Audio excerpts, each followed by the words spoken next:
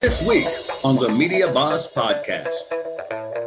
I really had a scarcity mindset. I was afraid that if I didn't say yes to an opportunity, well, I have to say yes. This is here. This is cash. Really? This is money in front of me. And so it took 4 or 5 years of not being.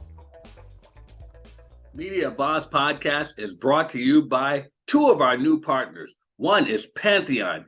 I can't wait to tell you about them later. And brought to you by Convert and Flow. You're going to learn so much about them. But now it's time for the Media Boss Podcast. All right, everybody, welcome to the Media Boss Podcast. I'm Dr. Barrett Matthews, and that's right, you know what we're going to say. I have a great show for you today, and I have an even greater guest. Now look, for you ladies out there, if you like a man who's rugged, I got a guest here who's from Colorado. He likes being outdoors, and guess what, lady? You're going to love this. When he was a kid, he glued his eyes shut. I got to hear about this. But check this out. He's also an expert. This is for you ladies and you men out here. He's an expert on podcast production. And I'm excited to have him here on the Media Boss Podcast. I want to welcome my man, Seth Silvers. How you doing, man? I'm doing good. Really glad to be here. Okay. I am married, ladies. Okay. Oh, well, there you go. Sorry. So you have to get someone else. My hand was under the table. I didn't show my ring, but I am married. But anyways, happy to be here. You have to get someone else with their eyes glued shut. So I'm going to go there first. Let's do it. So tell us this story. I got to hear about this. Yeah. So I was 4 years old. My dad was an artist. One of the rules was do not go in his desk. I went in his desk. Broke the rules. My brothers were babysitting me, found a tube of super glue. Didn't know what it was, so I squirted it, went up into my left eye, tried rubbing it out, getting it away, couldn't get it off. And it took doctors about a week to figure out how to remove it without like damaging my eye. Are you serious? Yeah, so they had no idea what to do because they didn't want to like do chemicals or scalpel to your eye. So yeah, it took a bit, but I recovered. I'm fine. The lesson to everyone here is don't let brothers babysit. Yeah. It was a bit of a mess. Yeah, I mean, I had two sisters who babysat me, and I kind of tormented them. So yeah, it happens. It happened. It comes with the territory. But so Seth, you like the outdoors. I do. Do you do a lot of stuff outdoors? Yeah, so I mean, Colorado, and we're in Salt Lake City now. Colorado and Utah, they're kind of like outdoor playgrounds. But I love being in Colorado. So I mean, in the summer and winter, love doing hiking. Just anything to get in the mountains. I feel like it's refreshing. I feel like getting outside it brings clarity to the mind. So I love it. So being such an outdoors person, how did you land into the world of podcasting? Yeah, good question. So I started my business. I started Story on Media. It was a marketing business for small businesses about 7 years ago. And for 4 or 5 years, kind of floundered around a little bit, trying to serve people in a lot of different ways. So I wasn't very good at saying no. I wasn't very focused, and I really had a scarcity mindset. I was afraid that if I didn't say yes to an opportunity, well, I have to say yes. This is here. This is cash. Really? This is money in front of me. And so it took 4 or 5 years of not being very successful because I was trying to do so much to realizing, hey, we love podcasting. We had our own podcast at the time that was starting to do pretty well, and clients were saying, hey, can you do that for us? Okay. And so we realized, you know what, there's a lot in the marketing space we could do, but we want podcasting to be the thing that we do. Okay. And so for the last couple of years, that's been the focus, is just trying to be do as good of a job as we can for our clients in podcast. So if I'm someone looking to work with you in podcasting, what would you tell me that you do for me? Yeah. So we like to say we help business leaders build thriving podcasts. Ooh, I like that. So usually we're working with people that they have a bit of a track record in their industry. So they're usually not just starting out. They know who their audience is. They know how they serve them, and they've served them. It's not just this big idea they have for a business. And then, from there, we're going to help develop a strategy for your podcast. We're going to make production really easy, and then we're going to help market it. Okay. So kind of full service as far as an agency goes. We want to make podcasting extremely easy for business owners, because usually the business owners we're working with, they don't have a lot of time. Yeah. And so they might only have an hour a week, and it takes more than an hour a week to manage the podcast. And so for that, it really comes down to time or money. Our earlier in your career, you might have more time than money. And so you learn to do some of the things yourself. Right. Once you get more advanced in your career and you get more successful, your time is more valuable. And so that's kind of where we come in, is when business owners are saying, we want to get into podcasting. We don't have the time to learn to be the experts. So we want to hire you guys because you are the experts. So you specifically work with business owners, or is it anyone, or just primarily business primarily? owners? Yeah, Okay. primarily. There's, I like to kind of think of the 80-20 kind of principle. Like, we want to keep 80% of our clients kind of in our target audience, which is going to be, business owners, business leaders. But there's some exceptions. There's some passion projects that we have that are more, in the nonprofit space. And there's always a little bit of variety, but the high majority are business owners. So what do you all do, like, in the production side of things? What do you all do for them? Yeah, so we're going to help with guest research, guest booking. Nice. We're going to have somebody, we record in a virtual studio. So we're going to have somebody that's there with our clients in the studio to kind of troubleshoot if anything goes wrong and to make sure things go smoothly. Right. And then those files are going to automatically go straight into our system. And then from there, we're going to do, I know we've talked, like, that's where we're going to really work to repurpose that content. We're going to get that part of content professionally edited and mastered up on YouTube, all the podcast platforms. We're usually creating about 5 to 8 unique pieces of marketing content for every single episode. And that please tell everybody how important that is. Yeah, it's super important because, I'll answer with a story. Okay. When I first started my podcast, I was having a conversation with my dad, and he said, "Hey, like, I've been loving your great job on the podcast. I saw you interviewed this person and I loved it." And I was like, "Well, did you listen to it?" And he's like, "No," but he saw one of the clips. He saw like a 60-second clip online. So from his perspective, he was engaging with my podcast, even though he just consumed a little clip online. And that's still valuable. Yeah. And so a lot of people are like, well, he's not listening. He's not subscribed on Spotify or Apple Podcasts. Yeah. But the reality is with a podcast, if you're just publishing your podcast to audio platforms, you're going to have followers on those platforms. But if you're getting micro content out, is what we call it, on, TikTok, on YouTube Shorts, on Facebook, on Instagram, you're going to have a much larger audience that's aware that you have a podcast. And podcasting and books are similar to where if people know that you have one, there's a sense of trust that comes with that. Because we know it takes work to write a book. It takes work to put out a podcast. So if you're podcasting about something, I automatically am going to assume that you care about it, that you know something about it, and that you're willing to invest, which gives credibility. So I think there's a lot of people that are seeing your micro content about your podcast. They might not be listening to every episode, but they still know you have a podcast on sales, or you have a podcast on what fruit you like, or whatever it is. And then if they're in conversation with somebody and the relevant conversation comes up, they're going to say, "Hey, I know somebody who has a podcast on that." I literally just did that today. Yeah. So people mention podcasts they've never listened to all the time. That's a fact. I literally just did that today. So I think that's where the micro content really comes in. And then I think the other aspect is is just discoverability and searching. If you run into somebody and afterwards they search your name on Google, you want to make sure there's stuff there and that it's relevant. It actually decreases your credibility if the only stuff they can find online is 2 years old. And so I think it's pretty important that when people, especially in business, if you're running into somebody and they go and they want to look you up, which people do. After you talk with people, if you don't know this, if you're a business person, you meet somebody, they're turning around and they're probably searching you on Facebook, YouTube, or Google. One of those things. That's probably what they're going to turn around doing. So the question then is, what are they going to find? Is it good? And is it relevant? And so I think the micro content helps for them to be like, wow, this person's publishing content that's relevant and valuable and educational. And that increases that credibility for you. So when a client comes to you and they want your services, what does that client have that makes you say, yes, this is a great client? What is it they have?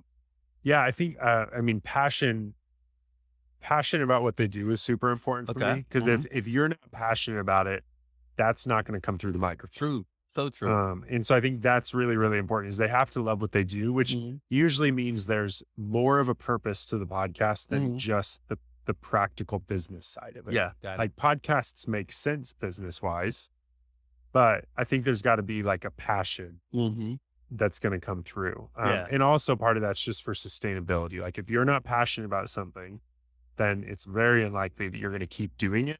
Yeah. And in podcasting, you have to keep doing it. It's really important to be consistent.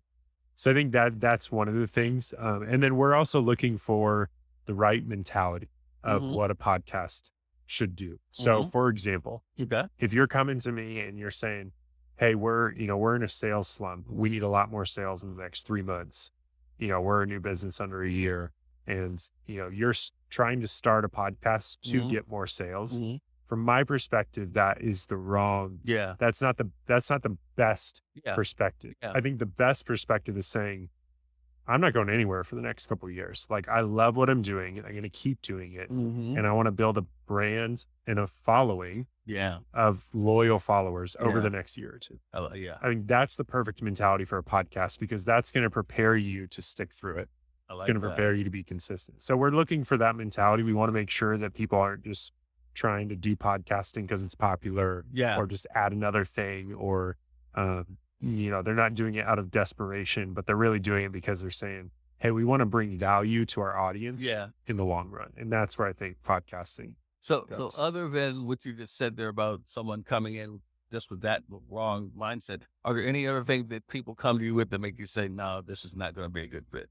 Yeah. I mean, I think that's a good question. And we kind of anti-sell sometimes. Like, I know what you mean. I'm almost like, it doesn't do anybody any good for us to keep talking for weeks if we both know we're not the right fit.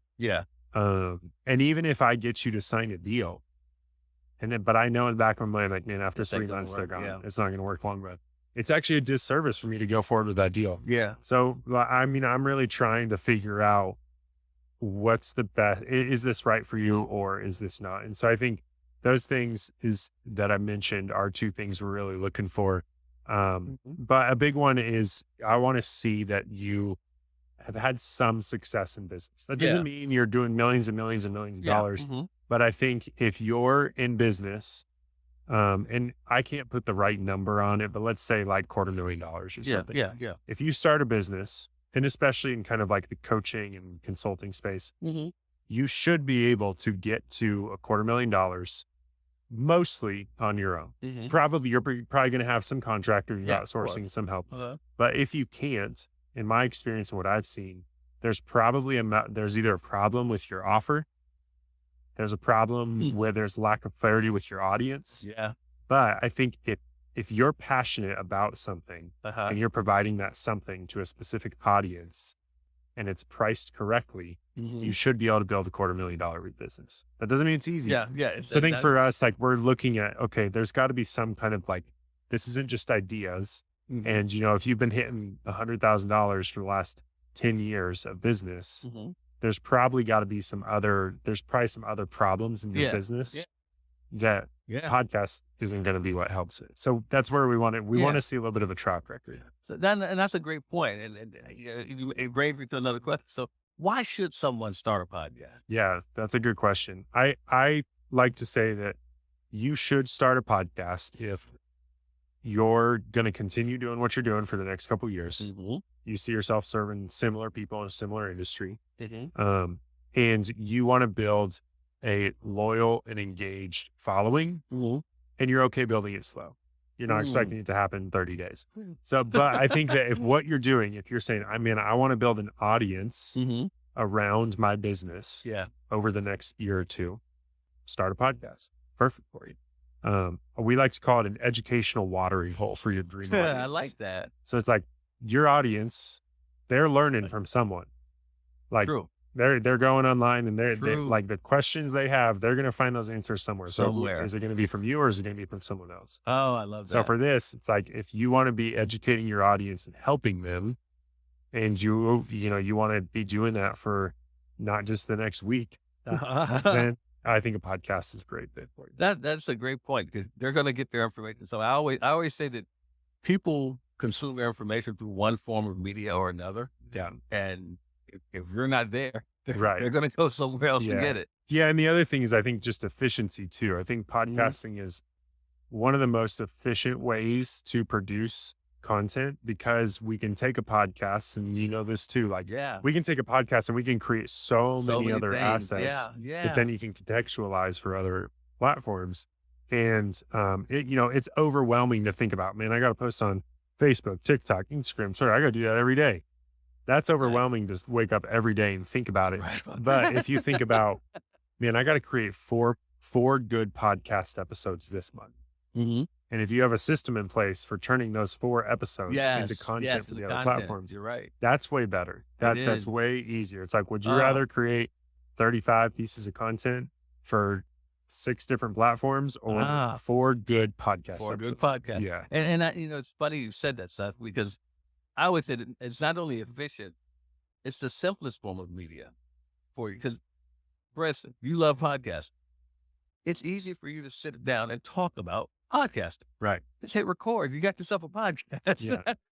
And it's the simplest form, because if you have to sit down and write something, you have to think, okay, do my verbs conjugate and so forth. You're thinking too much about it. Right. With the podcast, talking about what you love, and it's the simplest form of getting your content out there to the public. Now, what do you say to those people that say that they want their podcast to hit a certain audience? Yeah, that's a good question. Like a certain audience or a certain like side? Or... both, actually. Okay.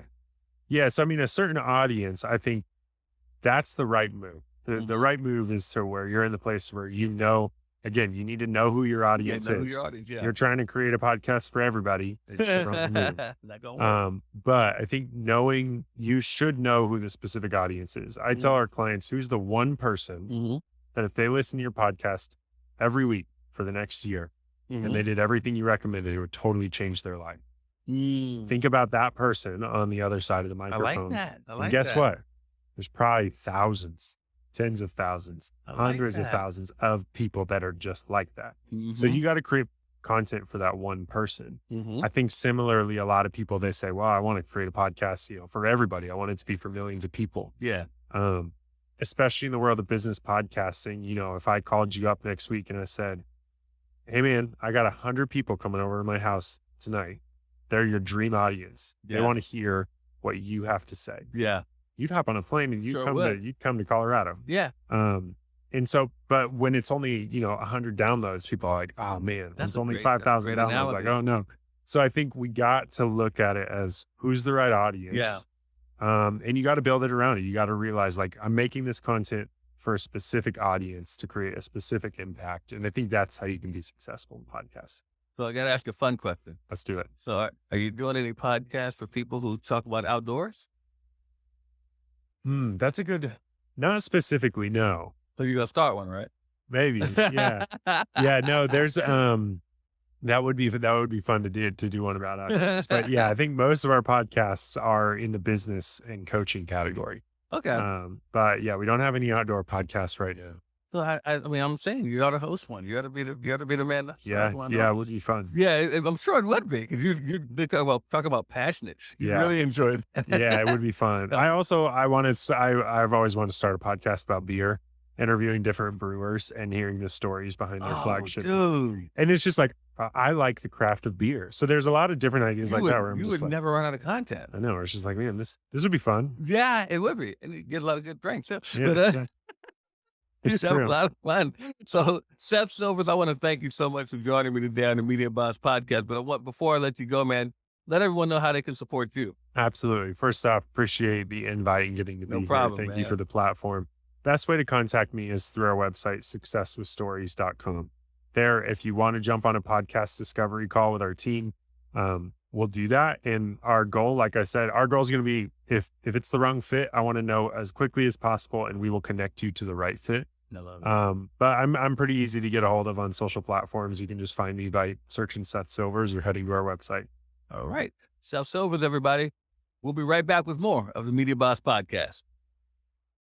Hey, everybody. The Media Boss podcast has been brought to you by our partners, Pantheon and Convert and Flow. Make sure you get with us so you can find out more about how you can help your business run smoothly with Pantheon and Convert and Flow.